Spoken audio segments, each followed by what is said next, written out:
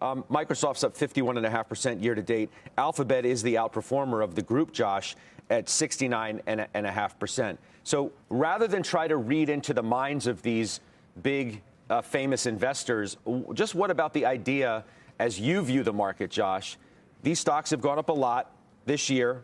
They've been the place to be in a large respect.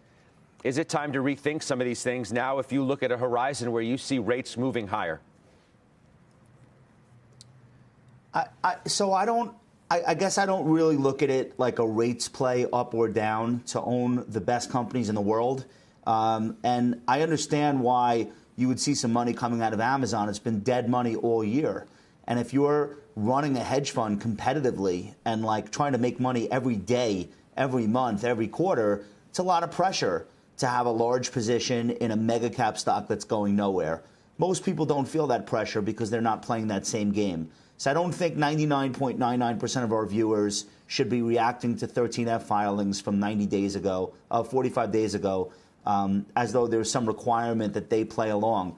A really great example of why this isn't important, we would all agree that one of Carl Icahn's greatest trades of his whole career is Apple.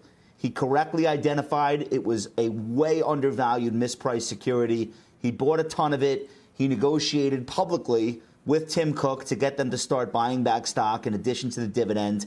It worked out beautifully. He made a ton of money. You know when he sold Apple? April of 2016, he announced he was completely out. Apple is up 500% since then. I'm not exaggerating, 492% since 2016. So it's not that he did something wrong. He exited a trade that worked out really well for him. That means nothing about the future course of where a stock might go. Of course. Because everyone's in the market with different time horizons and different hurdle rates on the trades they do. So I don't agree that what we saw in the 13Fs represent some sort of mass exodus on the part of big money or smart money from tech. It's people taking profits in Alphabet. It's people getting bored of Amazon. Amazon, by the way, is a consumer discretionary.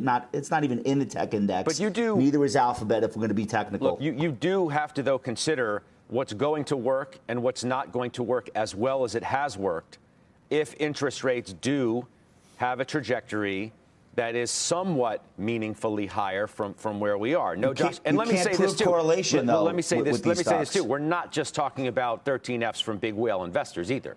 If you look at the Bank of America flow show note today, tech and industrials saw the biggest sales.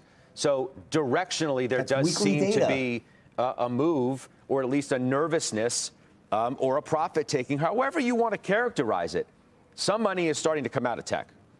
Bottom line, whether it's weak, whether it's 3 months ago, whether it's 3 minutes ago. Are you dismissive of the whole idea? There's no forward signal in weekly fund flows. Nobody at Bank of America would tell you there is. It's very noisy data. Okay, so let's move on. Let's move on.